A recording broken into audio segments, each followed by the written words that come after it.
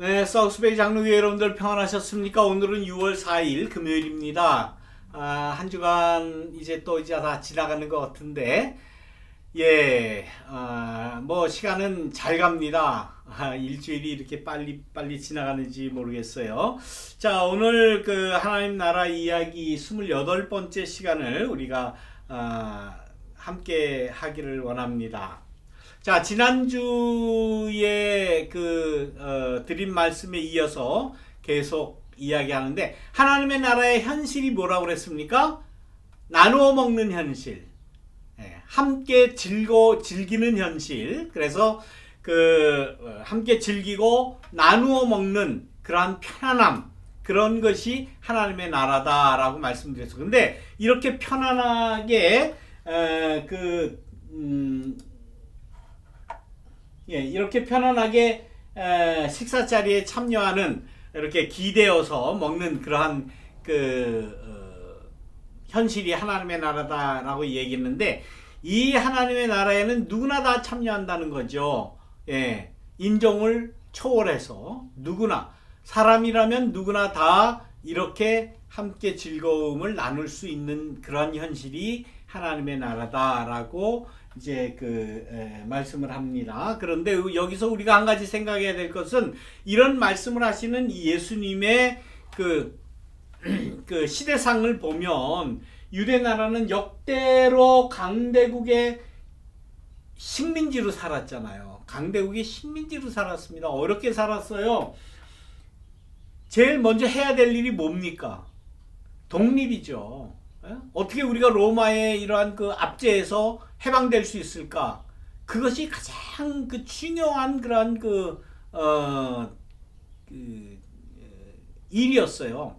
그래서 많은 사람들이 이 유대 하나님의 나라가 언제 임합니까? 라고 하는 그런 질문은 곧 우리 유대 나라가 언제 독립을 합니까? 로마에서 독립을 합니까? 그런 이야기였어요.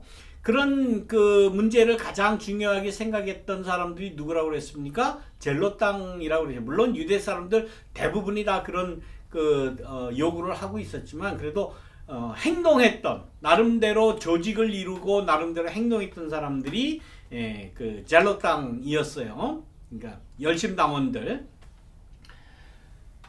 로마에 착취해서 해방되는 것이 가장 급소무인 이러한 상태에서 하나님의 나라를 예수님은 더불어 먹는 현실이다라고 이야기를 했다는 거예요. 어떻게 보면 놀랍습니다. 어떻게 보면 사회적으로, 민족적으로 책임 회피하는 것이 아닌가라는 생각도 들 법한 그러한 말씀이죠. 하나님의 나라를 이야기하면서 밥상 공동체를 함께 먹자, 함께 즐기자, 함께 편안히 기대어서 먹는 그런 현실을 우리가 이루자. 이것이 하나님의 나라다라고 말씀을 하셨다는 거예요. 이게 아주 좀 큰 의미가 있습니다. 그런데 예수님의 이 말씀, 비유, 또 예수님의 살아가셨던 그 행태들을 보면은 먹는 이야기가 굉장히 많지 않습니까? 지난번에 제가 예수님에게서 무슨 냄새 나느냐라고 할 때 생선 비린내가 난다고 말씀드렸죠. 예수님의, 오늘은 다른 질문. 예수님의 레시피가 뭐냐? 예수님의 식단이 뭐냐? 혹은 예수님의 그러한 무슨 음식을 차려놓고 그렇게 함께 나누자 그랬느냐? 그런 질문을 또 할 수가 있는데, 아무튼 예수님은 만나면 먹었어요. 먹고 웃고 즐기고 이야기하면서 나름대로의 파티를 여신 거죠. 뭐 파티가 별겁니까? 뭐 꼭 드레스 입고 뭐 이 턱시도 입고 뭐 정장 하고 가야만 그게 파티가 아니잖아요. 누구나 일단 모이면, 마음이 편하면 정말 그것이 파티고 또 그것이 하나님의 나라다라고 예수님은 말씀을 하셨어요. 그래가지고 또 다른 말씀에 예수님은 만찬의 비유를 하나님의 나라의 비유로 말씀하시고, 이 만찬의 비유, 누가복음 14장 15절에서부터 24절에 나오는 이 말씀을 예수님은 하나님 나라의 만찬 비유로 말씀을 합니다. 길지만 이렇게 대강 내용을 여러분들 좀 보시기 바랍니다. 어떤 사람 중에 하나가 이 말을 듣고 이르되 무릇 하나님의 나라에서 떡을 먹는 자는 복되도다 하니 이르시되 어떤 사람이 큰 잔치를 베풀어 배설하고 어떤 사람이 잔치를 열었다는 거죠. 그래서 잔치에 참여할 사람들을 위해서 종들을 시켜서 불러들인 거예요. 자, 다 와서 잔치 자리에 참여합시다 하는데 초대받은 사람들이 사양을 하네. 안 오겠다는 거예요. 아니 파티에 그 인바이트 되기도 쉽지 않지만 그 인바이트 됐다는 것 자체가 얼마나 그 즐거운 일입니까? 뭐 주말에 뭐 어디 파티에 간다, 뭐 잔치집 간다.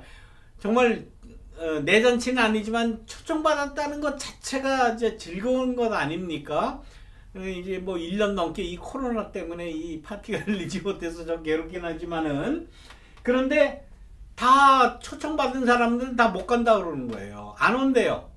근데 그 왜 안 오느냐라고 이유를 여기 쭉 이야기를 하는 거 보면 이유가 돼요. 아주 합리적인 이유입니다. 그것도 지금의 이런 이유를 대해서 내가 파티에 못 가겠습니다.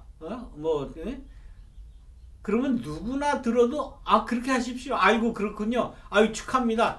오지 마세요. 그렇게 이야기할 정도예요. 근데 이 이유들은 잔치에 못 간다고 하는 그 이유들은 요즘에는 교회에서도 통합니다. 목사들한테도 통해요. 교인들이 나 뭐 그 이유 한번 일단 봅시다. 밭을 샀다는 거예요. 땅을 샀다네. 야, 요즘 땅 사는 거 얼마나 중요합니까? 집을 샀다. 이건 뭐 최고죠. 이민 와서 나 집 사서 조금 요즘 바빠서 이거 정리한 다음에 그때는 모르겠는데 지금은 못 가겠습니다. 아유, 누가 그거를 마다합니까? 축하합니다. 참, 정말 그 뭐 축하를 100배나 받을 일이죠. 제일 중요한 건 모든 익스큐즈가 다 통하는 그러한 이유 아닙니까? 심지어 교회도 통해요. 나 요번에 집을 사서 집 정리 때문에 나 이번 주에 못 갑니다. 아이고 그러면 아이고 그러시군요. 힘드시겠습니다. 아이고 좀 무리하지 마시고 다 이유가 됩니다. 밭을 샀다, 집을 샀다, 부동산 샀대는데 익스큐즈가 되는 얘기예요. 그 다음에 소 5결이를 샀대요. 소를 샀대요. 자기 농사하는 일을 위해서 소를 5결이나 샀는데 그 얼마나 중요합니까? 내가 비즈니스를 새로 시작했습니다. 그래서 내가 파티에 못 갑니다. 혹은 주일 예배 좀 빠지겠습니다. 당연히 아이고 그러시군요. 얼마나 바쁘십니까? 잘 준비해서 잘 오픈하시죠. 그러지요. 익스큐즈가 된다니까 요즘에. 누가 뭐라 안 그래요. 장가를 들었대요. 그 다음에 또 장가 들어서 내가 파티에 참여하지 못합니다. 당연히 그거는 축하합니다. 행복하십시오. 좋은 가정 이루십시오. 다 이유가 돼요. 소를 샀다, 뭐 밭을 샀다, 장가를 들었다. 그래서 못 왔다는 거예요. 그러니까 이 주인이 종들에게 다시금 이야기를 하는 거야. 종들아 나가서 이제는 시내 어디든지 다 나가서 뭐 꼭 특정인을 이야기하는 것은 아니고 어디든지 가서 시내의 거리와 골목으로 나가서 가난한 자들과 병신들과 소경들과 저는 자들을 데리고 오라. 자, 파티할 때 번듯하고 멋있고 잘생긴 사람 옷도 좀 멋있게 입고 오고 이렇게 좀 화려하고 좋은 차도 좀 타고 와서 자기네 집에 앞에 좀 좋은 차도 좀 세워놓고 그러기를 원하죠. 요즘 사람들은. 그 파티에 참석하는 사람이 누구냐가 좀 또 큰 그러한 그 자랑거리 아닙니까? 근데 이 잔치 그 호스트는 그런 게 아니에요.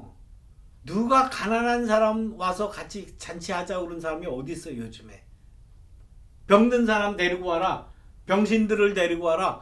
앞을 못 보는 소경들 데려와라. 또 다리 저는 쩔뚝발이들 소아마비든 아무튼 다리가 한쪽 잘린 사람들이건 이런 사람 데리고 오는 잔치 호스트가 어디 있습니까? 근데 하나님의 나라는 이와 같다라는 거예요. 결국 하나님의 나라의 잔치에 다른 사람들은 다 이러저러한 합리적인 이유, excuse가 되는 그러한 이유를 대고 못 얻는 사람은 들어오질 못하고 결국은 이러한 사회에서 잃어버린 바 된 사람들, 내쫓긴 사람들, 주변인들, 또 그 소외된 사람들이 이 잔치의 주인이 된다라는 말씀으로 하나님 나라를 비유하셨다. 하나님 나라는 그래서 나름대로 그 이유를 대고 익스큐스하고 난 못 가겠습니다. 나는 조금 다음에 가겠습니다. 뭐 이런 사람들은 들어올 수 없는 그런 현실일 것이다. 라는 거예요. 열심히 교회 다니는 우리가 들을 때는 난 그래도 열심히 다녔는데 그러죠. 잘하신 겁니다. 잘하신 거예요. 우리는 다른 익스큐즈 다 뒤로 하고 우리가 하나님 나라의 운동에 참여하는 것 아니에요? 하나님의 나라가 뭐냐라는 걸 계속해서 평생을 들어왔던 그 하나님의 나라가 뭐냐라는 것을 또 지금 이게 성경 공부를 통해서 또 지금 고민하는 것 아닙니까? 그것이 하나님의 나라예요. 나는 그래도 먹고 살 만큼은 되고 어느 정도 형편은 되고 그렇지만은 내가 참여할 그 잔치는 사회에 소외된 사람들도 올 수 있는 그러한 잔치 자리라는 것을 인식하는 것, 이것도 대단한 일이에요. 이것도 큰 일이에요. 사회에서 소외된 자들과의 identify, 일치감, 동일성, 동일감을 갖는 것, 이것이 하나님의 나라다. 내 마음에 하나님의 나라가 어떻게 이루어지느냐. 하나님, 난 그래도 그저 사회에서 소외된 그런 사람들하고는 내가 좀 틀리지 않습니까? 내가 좀 더 고상하지 않습니까? 내가 좀 더 많이 배우고 그래도 난 가진 것 있고 사회적으로 전공도 왔고 뭐 난 좀 괜찮은 사람이지 않습니까? 라고 이야기할지 몰라도 그럼에도 불구하고 소외된 사람들도 이 하나님 나라의 잔치에 참여할 주체다 그들이 라는 것을 인식하는 것만 해도 굉장한 것이다 라고 하는 그런 하나님 나라의 비유다 하는 거예요. 그래서 다 전에 청하였던 이유를 다 합리적인 이유를 다 댔던 그러한 사람들은 하나도 내 잔치를 맛보지 못하리라 하였다 하시니라. 잔치 자리의 그 맛이 무엇인지를 아는 사람만 아는 거예요. 돈 많다고 아는 거 아닙니다. 옷 잘 입고 좋은 차 타고 폼 잡는다고 아는 것 아니라는 그러한 말씀이에요. 자, 이 예수님의 이러한 그 하나님 나라 이 비유, 하나님 나라의 이야기에서 하나님 나라의 가진 자와 못 가진 자의 대조를 나타내요. 이 가진 자와 가지지 못한 자의 이 콘트라스트가 분명하잖아요. 이렇게 하나님 나라를 이렇게 극명하게 대비를 시켜놨어요. 비유해서.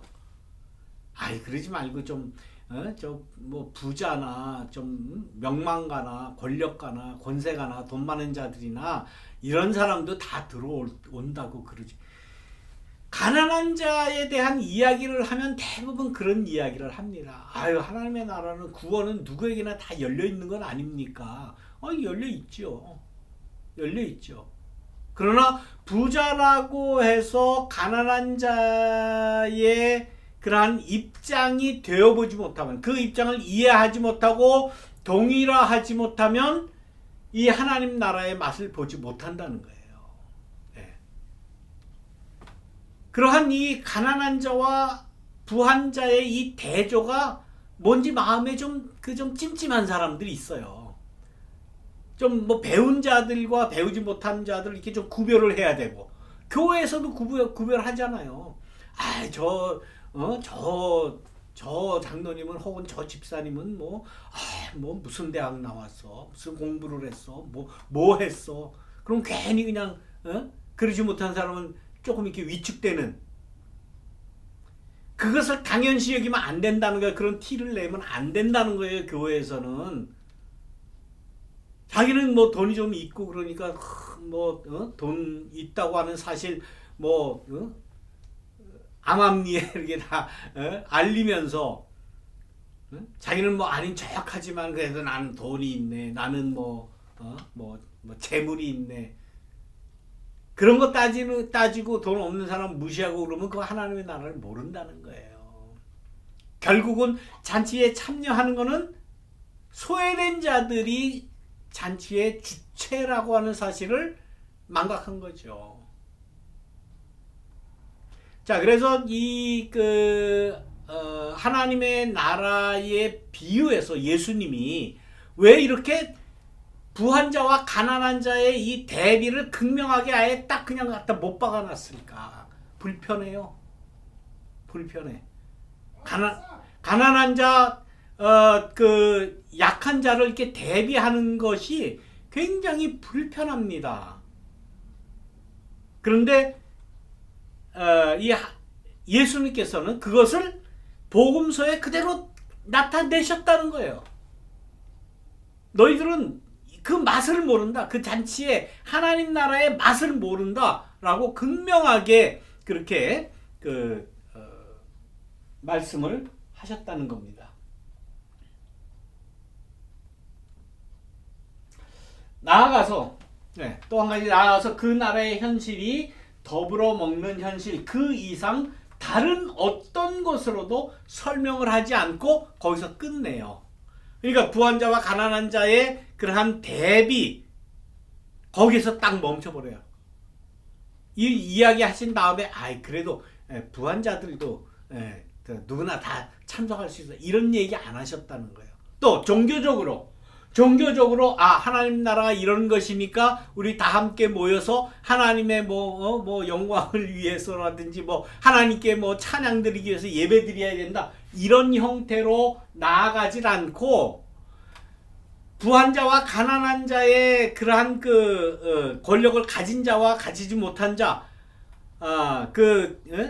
제국과 식민지의 대비를 분명히 한 거기에서 딱 끝나버린다는 건 뭘 의미합니까? 뭘 의미하는 거예요? 그런 인간의 현실을 그대로 나타내면서 이런 현실 가운데 하나님의 나라가 어떤 모습이냐 하는 것을 지금 예수님께서 말씀을 하시잖아요. 자, 우리가 잘 아는 주님 가르치신 기도, 주님의 기도에서도 하나님의 나라가 임하게 해달라고 하는 그 기도 다음에 바로 일용할 양식을 내게 주옵소서 뒤에 딱 따라가요.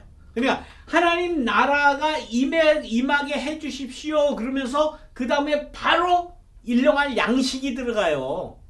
하나님 나라가 이루어지면은 하나님의 영광을 위해서 어떤 이념을 가지고 제도를 가지고 어떤 신학을 가지고 어떤 종교를 가지고 예배를 드리고 아니에요. 하나님 나라 그 다음에는 무조건 일용할 양식, 먹는 게 그만큼 중요한 거예요. 그만큼 우리에게 이 다가오는 이 나누어 먹는 현실이라고 하는 것이 얼마나 중요한가라는 것을 극명하게 이렇게 이야기를 해 주신 겁니다. 다시 말하면 하나님의 나라와 먹는 일, 먹는 것, 배불러 먹는 일, 이것이 같은 것이다라는 거예요. 나눠 먹는 현실하고 같은 것이다. 하나님의 나라 그러면 우리가 형이상학적인 것으로 우리가 생각을 해요.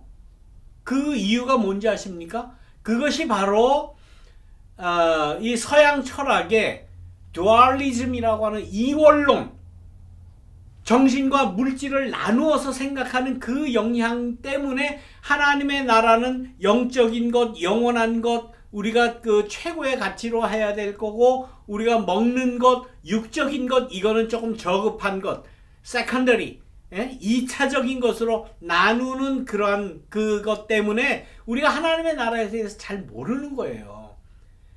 예수님의 주의 기도에서도 나와 있듯이 하나님의 나라, 일용할 양식 딱 붙어 있어요. 그래서 하나님의 나라는 material이라는 거, 물질, 이것과 매우 밀접하게 밀착되어 있다. 이것이 떨어진 것이 아니다. 그래서 하나님의 나라를 이야기할 때에 물질과 뭐 이런 거 떨어뜨려서 생각하는 것은 이건 온당치가 않다는 거예요. 온당치가 않으니까 하나님의 나라가 아니에요. 그건 이원론이지 하나님의 나라가 아니에요. 하나님의 나라는 하나님의 나라 곧 나누어 먹는 현실 이퀄, 하나님의 나라 이퀄 나누어 먹는 것 이퀄 물질 material, 이것이 하나님의 나라다라고 이야기를 했는데, 기독교 자체에서 이러한 밀접한 관계를 도외시했고 무시해 왔어요. 이 이유는 뭐라고 그랬습니까? 두알리즘 때문에 그래요. 예?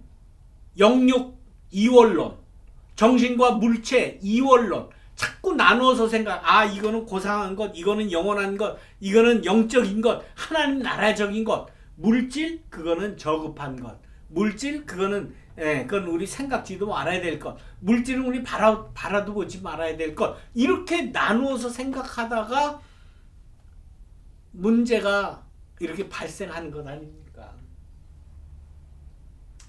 적어도 예수님의 행태를 잘못 썼습니다. 엄숙히 받아들인다면 이거를 무시할 수가 없어요. 특히 누가복음에는 가난한 자에 대한 그 언급이 굉장히 많아요. 이야기에서 이 어리석은 부자 이야기, 누가복음 12장에 나오는 어리석은 부자, 내가 창고를 짓고 다 평생 먹을 거 자손 몇 대를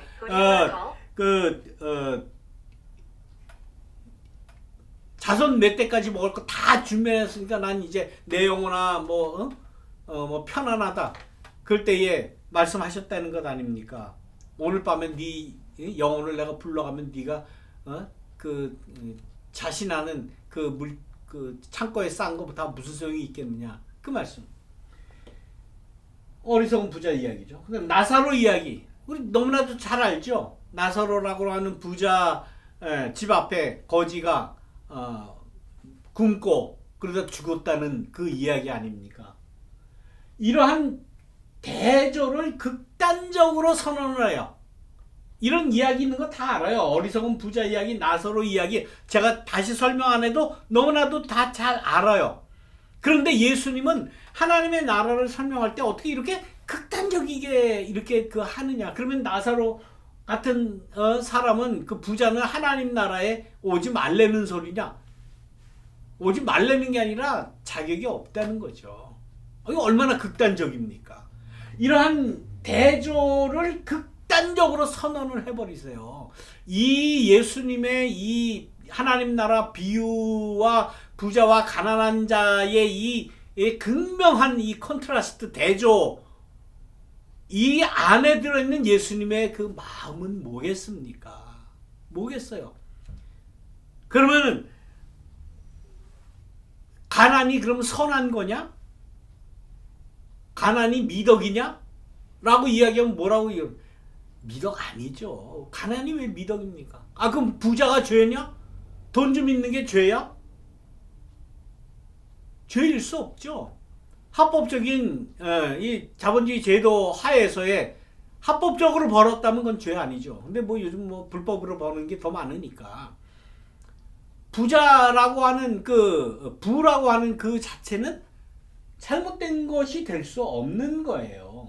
그런데 예수님은 극명하게 누가복음 6장 20절 행복선언이죠. 여기에서 가난한 사람들은 복이 있다. 하나님의 나라가 저희들의 것이다. 라고 분명하게 못 받고, 부자가 하늘나라에 들어가는 것보다 낙타가 바늘구멍에 들어가는 것이 쉬우리라. 이건 부자가 하나님 나라에 들어갈 수 있다는 말이에요? 없다는 말이에요? 없다는 말이에요? 불가능하다는 얘기예요. 이건 다른 얘기로 미화할 게 없어요. 어떻게 이렇게 극명하게 차이를 둬가지고 이렇게 단언할 수가 있느냐? 말씀드린 대로 가난이 미덕일 수 없고, 부함이 잘못됐습니다. 부함이 죄가 될 수 없는 것이에요. 그럼에도 불구하고 얼마나 이 하나님의 나라가 더불어 먹는 현실 사실과 밀착되어 있으면 이렇게 부자와 가난한 자를 갈라놓는 그러한 그 대조로 하나님의 나라를 설명을 하셨을까라는 거예요. 더불어 먹읍시다. 더불어 먹는 그러한 시도를 요만큼이라도 우리가 해야 돼요. 그러는 의미에서 우리가 도네이션 하는 겁니다. 그런 의미에서 우리가 헌금하는 거예요. 저 이런 얘기하면 저 목사가 또 헌금 얘기 또 한다 그러실지 모르겠지만은 할 수 없어요. 그런 의미가 거기에 담겨 있기 때문이에요. 내가 버는 것 중에 최소한 10분의 1 정도는 내가 도네이션 하겠다. 헌금하겠다라고 하는 정신이 헌금의 정신이고 하나님 나라의 정신이라고 하는 사실을 우리는 알아야 돼요. 그 이전에 10분의 1이고 뭐 몇 분의 1이고가 문제가 아니라 나누어 쓰겠다, 함께 하겠다 라고 하는 그러한 마음의 자세를 갖자라고 하는 그러한 의미에서 하나님 나라 이야기, 더불어 먹는 현실 말씀을 드렸습니다. 자, 여러분들 다음 주에 만날 때까지 평안히 계시기를 바랍니다. 여러분들 안녕.